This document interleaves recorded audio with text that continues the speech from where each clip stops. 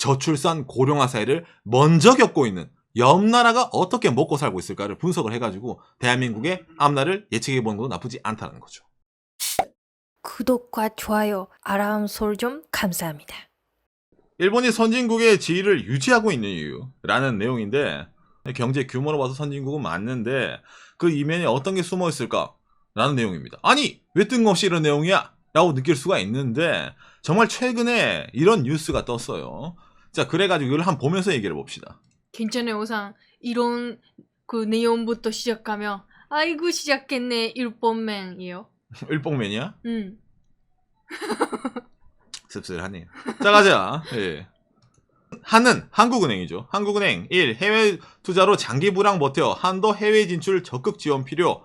뿐만이 아니죠. 자, 그 다음에 이제 머니투데이도 태국에 일본차가 많던 이유 1. 저출산 고령화 대책이었다. 이런 식으로 해가지고 한국은행이 발간한 해외 경제 포커스 일본의 최근 해외 직접 투자 동향과 시사점이라는 아주 어려운 레포트를 좀 요약된 거를 이렇게 기사로 적어서 낸 거예요.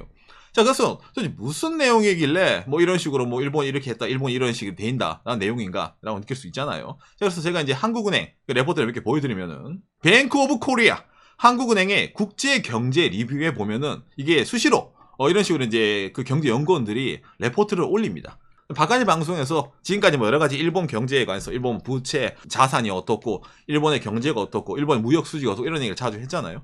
그걸 포함을 해가지고 좀 알기 쉽게 이 레포트의 배경을 좀 설명을 해보자고 이걸 들고 왔습니다. 이걸 보면은 왜 일본이 선진국의 지위를 유지하고 있는지 나와요. 이 레포트에도. 박간희 영상에서도 일본이 뭐 30년간 불황의 이유, 뭐 버블 경제 붕괴 이후에 나라 자체가 뭐 정체되었다 이런 식으로 얘기를 많이 하는데, 자, 그런데도 일본이 아직까지 버티고 있잖아. 그럼 왜 버티고 있을까? 어떻게 버티고 있을까에 대한 제일 큰 답이 여기 나와 있는 거예요. 일본의 해외 투자 동향이라는 내용인데, 이걸 보면은 일본은 세계 최대 규모의 해외 순자산, 본인이 갖고 있는 재산에서 빚을 뺀 게 순자산이잖아요. 순자산이 세계 최대 규모입니다. 그래가지고 흔히 말해서 이제 일본은 안전하다. 일본이라는 나라는 망하지 않는다. 라는 식으로 이런 식으로 표현을 하는 거예요. 즉 빚보다 갖고 있는 돈이 많기 때문에 얘들은 안전빵이야. 그래서 이러면 뭐합니까? 엔화가 안전자산이다 이런 말 하잖아요. 바로 그 뒷 배경에는 이런 게 있는 겁니다. 뭐 당장 이거 이외에도 뭐 미국 채권 엄청나게 많이 갖고 있기 때문에 그런 걸 받아라도 일본은 괜찮은 것 같아. 이런 식으로 말을 하면서 거기에 대한 이제 뒷 배경을 이런 식으로 설명을 해주는 거죠. 그래서 순자산이 점점점 늘어나고 있다. 불황인데 분명히 일본 국민들은 생활하기 좀 팍팍하고 그런데도 일본이라는 나라에 해외에 놔둔 자기들이 먹고 사는 거 이게 점점점 늘어나고 있는 추세라는 거예요. 뭐 증권투자 어떻게 됐다. 뭐 아베 정부 때는 뭐 어떻게 해외 증권투자 소폭 감소대가 됐다. 왜? N 저가 됐으니까. N 고일 때 엔화를 가지고 해외에 있는 자산을 사면은 가성비가 좋잖아. 엔화가 상대적으로 약세일 때 그걸 가지고 해외 자산을 뭐 구입하든 해외 투자를 하면은 손해잖아요. 그렇기 때문에 N 고일 때 하는 정책인데 이게 점점 쌓이다 보니까 지금까지 상당히 많은 순자산을 갖고 있다라는 내용을 얘기해주고 있는 겁니다. 여기서. 그래가지고 쭉 나와요. 그래서 뭐 일본은 뭐 해외 직접 투자를 어떻게 했고 무역 마찰을 피해서 지역별 투자 동향부터 해가지고 엄청나게 이제 그 뭐라 해야 되나 딱딱한 내용을 막 써놨거든요. 그래서 이제 이게 전체로 무슨 내용이냐면은 일본이란 나라가 뭐 어찌 보면은 예전만큼 명성이 못한 게 많은데 과거에도 벌어둔 게 많고 지금도 당장 해외에 자산이 많아. 일본이라는 나라는 뿌려둔 게 많단 말이야. 텃밭에 해외라는 텃밭에 일본의 나라 무역 수지가 내려가더라도 투자라든지 그런 것에서 흔히 말하는 이자 같은 거 있잖아. 그런 걸 이제 막 받아들이고 이제 먹고 삽니다. 해외 자산 출산돼 있어요. 그렇기 때문에 자, 바로 뒤에 이걸 얘기하고 싶은 거예요. 우리나라도 장기간 경상수지 흑자 기조와 함께 저성장, 저출산을 경험하고 있다는 점에서 해외 진출을 모색하는 기업에 대해 해당 지역 진출이 원활하도록 지원함과 동시에 코로나19 확산 이후 안정적인 공급망 구축도 중요해짐에 따라 기진출 기업에 따른 본국 회구 근거리 이전 지원 방안 등과 함께 마련. 일본이 고령화 사회잖아요. 일본은 저출산 고령화 사회를 겪고 지금은 뭐 출산율 1.4에서 다시 올라가고 있는 편입니다. 그래서 우리나라의 뭐 몇십 년 후를 일본이라는 표현을 많이 쓰는데 최근에 대한민국의 출산율이 장난이 아니에요. 1.0 밑에 떨어져 0.9란 말이야. 그렇기 때문에 일본화 되는 게 어찌 보면 인구 구조 같은 게 가속화된다는 겁니다. 대한민국이라는 나라가. 그렇기 때문에 우리나라에서 그런 걸 대비를 해야 돼요. 그렇기 때문에 한국은행에 있는 엘리트 아저씨들이 옆나라 일본은 어떤 식으로 저렇게 불황해서 리스크 헤지를 했느냐를 해보니까 해외에 뿌려둔 씨앗이 많네? 그거 가지고 얘들은 농사를 지었네? 그런 걸 가지고 자기 뭐 인구 감소라든지 국내 노동력 감소에 대한 거를 해외 밖에 공장 지어가지고 거기서 이제 쭉쭉쭉 빨아들이네? 그러면 우리나라 이런 걸 한번 참고해 볼만 하지 않을까? 라고 이렇게 얘기를 써놓은 거예요. 자, 그런데 이게 대한민국에 100% 가능할까? 가능하지 않을까를 두고 뭐 여러 가지 이제 아마 감론을 막 있을 거예요. 그래서 이제 제가 오늘 이런 걸 일례로 좀 알기 쉬운 예로 여러분들 많이 들어본 거 있잖아요. ODA를 들고 와가지고 일본의 이런 정치에 설명해 드리려고 합니다. 자, 이게 일본의 외무성 자료입니다. 일본의 ODA에 관련된 내용이에요. 잘 사는 나라가 못 사는 나라에다 돈 뿌리는 거예요. 쉽게 얘기하면은. 그걸 언제부터 했냐면 일본의 나라는 1954년부터 시작을 했어요. 시작을 해가지고 상당히 역사가 오래됐습니다. 당장 이것만 보더라도 뭐 올해 뭐 66년, 67년 정도 됐네요. 자, 뭐 일본이라는 나라의 ODA의 궤적과 성과 이래가지고 누가 보더라도 이거는 일본 정부 자료다 싶을 정도로 정말 글자를 빽빽하게 넣어가지고 이렇게 만들어놨죠. 1970년대 일본의 ODA 1위 인도네시아 돈을 많이 넣었습니다. 그 다음에 2위 대한민국입니다. 그 다음에 3등이 인도. 80년대는 인도네시아가 제일 많고 90년대 인도네시아, 2000년대 중국, 2010년도에 인도. 그러니까 최근에는 이 인도 쪽으로 많이 넣고 있는 추세입니다. 하지만 제일 중요한 건 밑에 있죠. 일본의 이 ODA 1960년도부터 지금까지 ODA 역사에서 제일 많이 돈을 넣은 곳은 인도네시아입니다. 390억 달러를 넣었어요. 그러니까 상당히 단위가 크죠. 40조 정도를 인도네시아에 뿌렸단 말이에요. 그 다음에 중국, 그 다음에 3위가 인도, 4위가 필리핀, 5위 베트남, 6위 태국, 7위 방글라데시, 8위 이라크. 언뜻 보더라도 중국이랑 동남아시아가 많죠. 일본은 동남아시아 쪽을 중점적으로 해가지고 과거부터 지금까지 ODA를 막 한 겁니다. 그리고 이게 상당히 재밌는 자료인데 일본의 공헌에 대한 고평가라는 타이틀이에요. 뭐냐면은 아세안 지역 10개국을 대상으로 대일본 여론조사를 한 거예요. 이 50년간 어떤 지역이 아세안의 발전에 공헌을 했다고 느낍니까? 라고 아세안 지역 10개국 사람들에게 이제 한 거예요. 55%가 일본이라고 대답을 했다. 그 다음에 40%가 중국, 32%가 미국, 24%가 대한민국, 23%가 호주. 아, 역시 일본이 지금까지 60년간 동남아시아에 돈 투자한 게 사람들에게 인식을 요렇게럼 좋게 바꾸어 놨네요. 라고 얘기를 하는 거예요. 이거 보면은, 이거 누가 보더라도 정부 레포트에 쓰는 거라서 단발성으로, 그치? 이벤트로 딱딱딱 쳐서 한 거 아니야? 야, 이거 너무 속보이잖아. 완전 이거 완전 일봉자료네. 라고 느끼잖아요. 이게 얼마나 계획적으로 한 건지, 여러분, 이 다음 자를 보면 알 수 있는데. 자, 이게 일본 외무성에서 있는 자료입니다. 해외에서의 대일 여론조사를 매년 실시합니다. 미국, 아세안, 몽골, 호주, 인도, 아프리카 3개국. 이게 작년이고, 이건 재작년, 그 전에 이래가지고 매년 있잖아요. 정부가 예산을 편성해가지고 미국, 동유럽, 러시아, 아세안부터 해가지고 일본에 대한 인지도조사를 계속해요, 일본이라는 나라는. 그래서 자기들이 돈을 각자 뿌리잖아. 어떤 나라든지. 투자해서 이런 걸 했는데 이 사람들이, 현지인들이 어떻게 느꼈을까? 이게 반응이 있나를 과거부터 지금까지 통계를 쫙 잡아서 들고 오는 거야. 그래서 이 인식이 하루 만에 이렇게 바뀐 게 아닙니다. 계속 누적되어 온 거예요, 일본이라는 나라는. 그래서 당장에 이거 아세안의 결과 계획가 나오잖아요. 이런 거 딱 아까 클릭하면은 이런 식으로 나오는 겁니다. 아세안에서 앞으로의 제일 중요한 파트너는 누구라고 생각합니까? 여기도 51%가 일본, 이러고 이제 2019년 지표네요. 이런 식으로 얘기를 하는 거고, 대부분 빨간색 93%, 뭐 93 이런 거 되면 신뢰 관계, 대일 관계가 중요하다, 일본의 역할이 중요하다, 그 다음에 일본의 평화 국가로서의 일본의 행동을 어떻게 평가합니까? 엄청나게 높게 평가합니다. 47%. 어느 정도 평가합니다. 43%.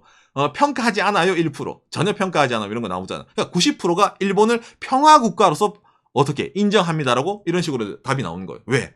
투자를 하니까. 일본이라는 나라가 그 나라에 돈을 지금까지 미친 듯이 뿌려주고 있으니까. 그래서 이렇게 사람들의 인식이 어떻게 바뀌는지를 매년 체크를 해요. 상당히 치밀하다 느끼지 않습니까? 대한민국은 1970년도에 ODA를 받던 나라였어요. 그런데 우리나라가 OECD 그 협력에서 ODA를 주는 나라로 정식적으로 가입한 게 2010년입니다. 그러니까 쉽게 말해서 일본이랑 ODA만 하면은 공식적으로 보면은 약 50년의 격차가 있습니다. 근데 이게 참 중요한 거예요. 봐. 이 중에서도 ODA 하고 있는 나라 없어요. 대한민국밖에 없습니다. 그러니까 엄청나게 성공한 거예요. 우리나라는. ODA 받던 나라에서 ODA를 주는 나라로. 하지만 현실은 정확하게 봐야 되는 거예요. 그런 식으로 차이가 나는 거예요. 그렇기 때문에 해외 자산이라든지. 그렇기 때문에 대한민국의 현주소가 지금 어떻게 되어 있냐면은, 자, OECD 발표 2018년 잠정 ODA라는 지표가 있습니다. 이 자료가 어떤 자료냐면은 클릭하면은 OECD에서 이거 경제개발 협력 원조하는 나라를 순위를 세우는 거 금액으로. 그래가지고 발표를 때린 자료예요. 이게 최신 자료가 2018년 기준입니다.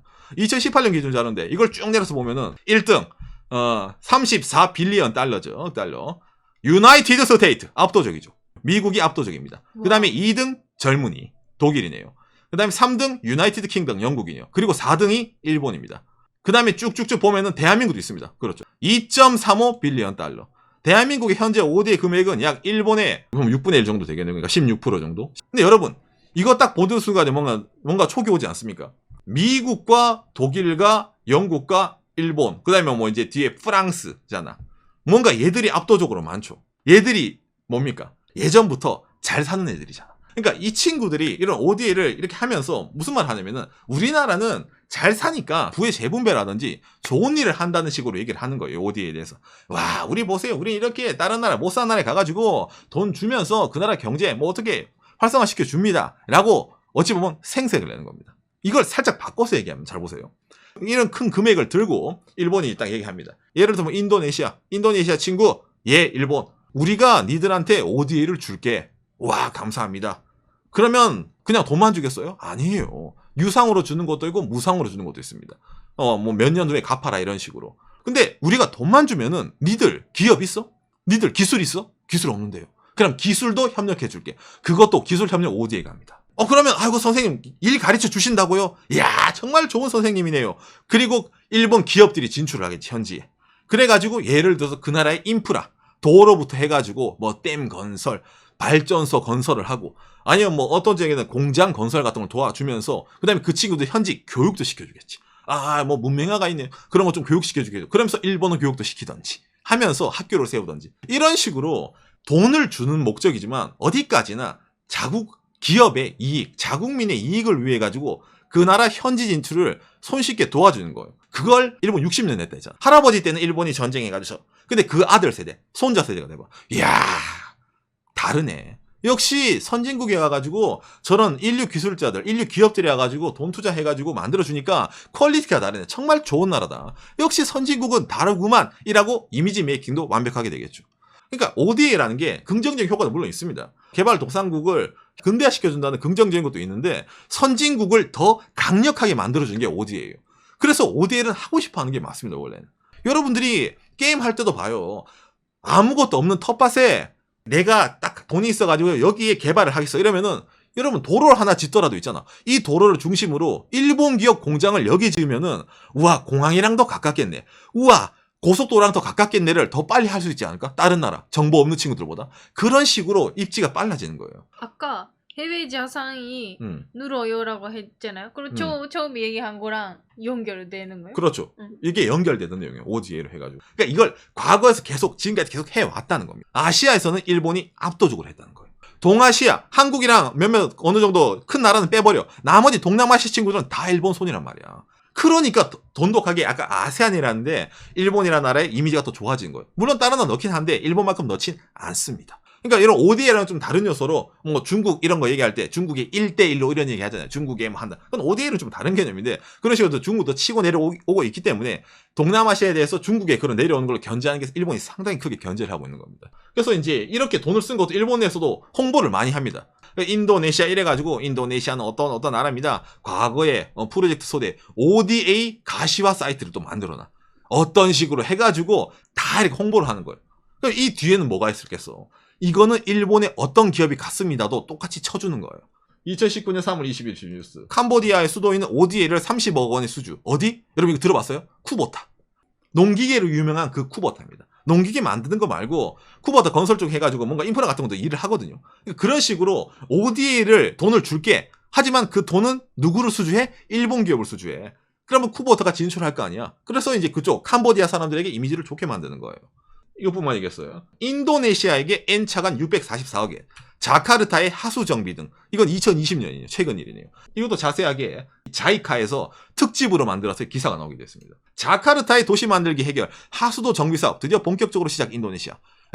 인도네시아 이렇게 안 좋았어요. 뭐 물이 안 좋았어요. 그런데 어떻게 일본에 돈이 들어가가지고 깨끗하게 됩니다. 아이고 인도네시아 사람들 정말 기뻐하네요. 이런 식으로 말을 만들어. 실적을 계속 쌓아오는 거예요. 쌓아가지고 가시화를 시키고 그쪽에는 일본이 이렇게 했습니다를 동남아시아 지역 사람들에게 엄청나게 심어주고 있는 겁니다. 여러분 지금까지 ODA 이런 거 들으면은 그런 인프라적인 거 있잖아요. 눈에 잘 안 보이는 거. 도로가 깨끗해졌어 이런 거 있잖아요.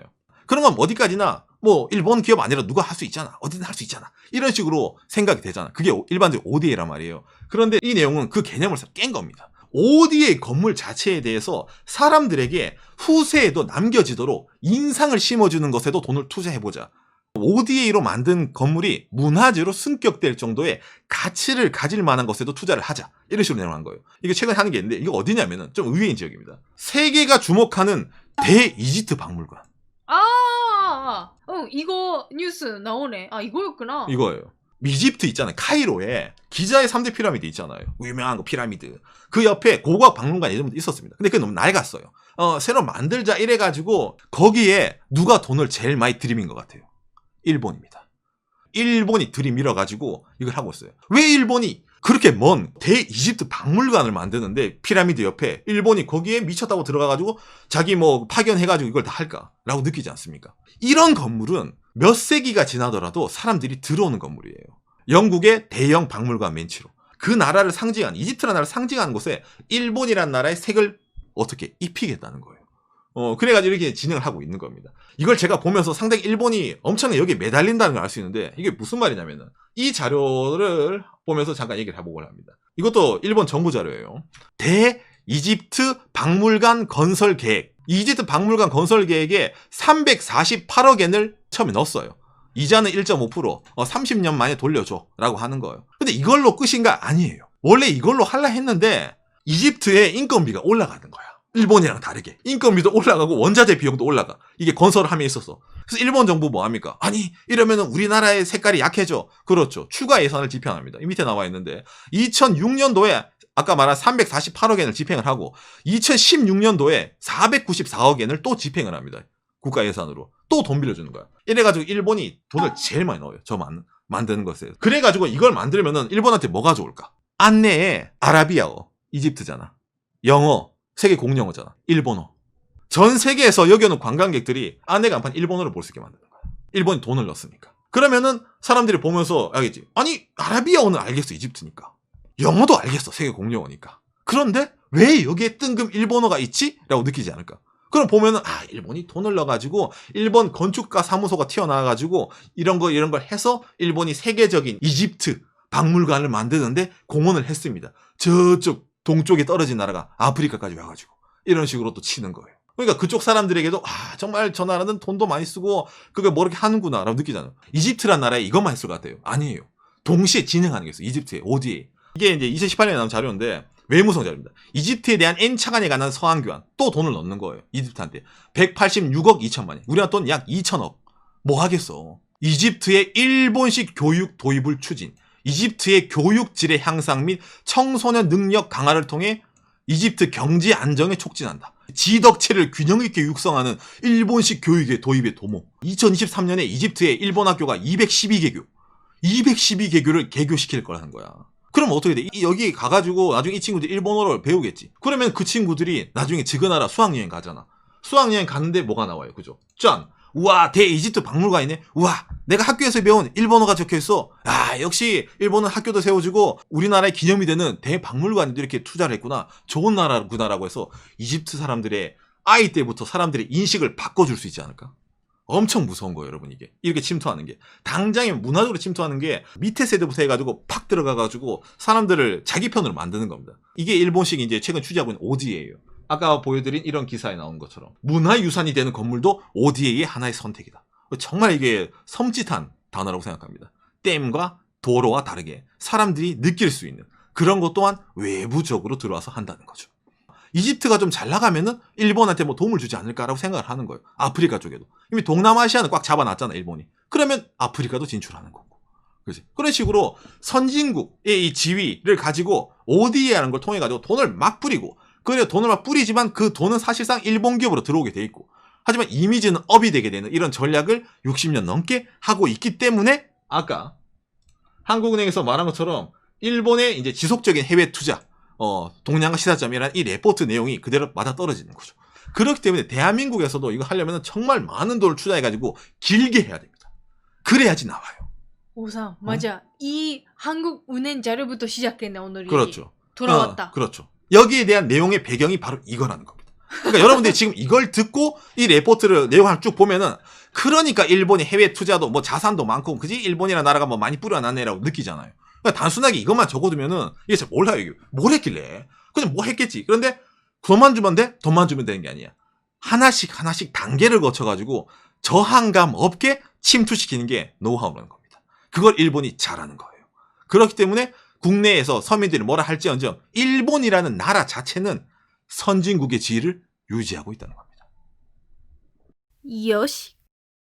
자, 오늘 이렇게 한국은행에서 낸 이 수시 레포트를 들고 와가지고 일본의 선진국의 지위를 유지하고 있는 이유 중에 큰 이유 중에 하나인 해외 순 자산과 더불어서 뭐 일본이라는 나라의 지위 어떤 식으로 해외에서 자산을 불려나가고 있고 어떤 식으로 일본의 나라의 이미지를 메이킹을 하고 있다라는 것에 대해서 ODA를 대표적인 예로 들어가지고 몇 가지 이야기를 해봤습니다. 일본이라는 나라가 저런 식으로 과거부터 지금까지 계속 ODA를 하고 있는 거고 그렇기 때문에 현재 일본의 해외 순 자산이 세계 최고급 1등 을 거의 유지하고 있다는 겁니다. 이게 점점 늘어난다 했잖아. 더 늘어나요, 여러분. 이거 점점 늘어날 겁니다. 왜냐하면 지금도 계속 하고 있거든. 60년간 뿌려놓은 씨앗에 아직까지도 텃밭을 계속 갈구고 있는 거예요. 동남아시아도 이제 거의 다 갈궜어. 이제 어디 인도라든지 그런 데도 막 갈구잖아. 아프리카도 지금 갈고 있잖아. 하나씩 눈에 티 안 나게. 그래서 이런 것은 제가 그 일본 뉴스 하나 기억이 나는데 있잖아. 아비짱은 해외에 많이 돈을 주는데 왜 국민들은 돈이 없냐라는. 그렇죠. 일본 국민들은 바깥의 영상 많이 나오잖아요. 뭐 슈퍼가 어떻고 서민생활 어떻고 그게 맞아요. 일본은 늘 얘기하잖아. 나라는 강해. 서민들은 그냥 서민들 생활은 팍팍해요. 근데 나라는 부강하다니까. 왜 나라가 부강해질까? 저런 식으로 나라가 돈을 끌어오니까. 일본이라는 나라의 지위를 끌어오니까. 엔화가 내려가더라도 수출이 좋은 거고 엔화가 올라가면은 해외에서 돈 뿌리면 되니까. 해외 진출하라고. 엔화 가치가 높으니까. 어느 쪽이든 장사를 다 할 수 있는 경제 체제로 돌아가는 게 일본 경제예요. 아까 본 것처럼 ODA를 많이 하는 나라는 뭐 G7 거의 다 선진국들이 합니다. 기축통화라든지 그런 애들이 돈 막 찍으면은 개발도상국 안 좋아지잖아. 그러니까 지들이 돈 찍어가지고 야 니들 못 사네? 니들이 돈 찍어 선진국들이 돈 너무 많이 찍어서 못 사는데요? 그런 건 모르겠고 우리가 돈 찍은 만큼 니들 나라에 돈 줄게 대신 우리 기업들한테 다시 돈 줘 이런 식으로 장사를 하는 거야. 그러니까 격차가 어떻게 됩니까? 점점 더 벌어질 수밖에 없는 거예요. 잘 사는 애는 더 잘 사는 나라가 되고 못 사는 나라는 얘들 덕분에 잘 살게 되었네요 감사합니다 형님 이런데 더 멀리 가 있는 거야. 이런 식의 경제 구조가 돌아가게 돼 있는 거예요 세계에서. 그런 점에서 대한민국은 ODA 받는 나라에서 주는 나라였으니까 한강의 기조 엄청나게 발전된 나라인 거예요. 다만 일본이라는 나라를 따라잡기에는 많은 시간이 필요한 거예요. 하루아침에 못 따라잡아요. 그렇기 때문에 거기에 대해서 현실을 잘 인지를 하고 저는 하는 레포트에서 우리나라도 앞으로도 어떤 현실이 닥쳐올까? 세계 경제 위기, 수출로 먹고 사는 나라잖아요. 대한민국 내수보다는 수출을 두들기는 나라의 외부적인 리스크라든지 저출산 고령화 사회를 먼저 겪고 있는 옆 나라가 어떻게 먹고 살고 있을까를 분석을 해가지고 대한민국의 앞날을 예측해보는 것도 나쁘지 않다는 거죠. 그렇기 때문에 여러분들이 저런 뉴스, 하는 레포트 자료를 좀 더 알기 쉽게 이해하시기 위해서 오늘 들고 온 건데 뭐 여기에 대한 내용, 일본이 선진국의 지위를 유지하고 있는 이유라는 것에 대한 내용의 답이 되었기를 바랍니다. 생각할 때 하나. 그렇죠.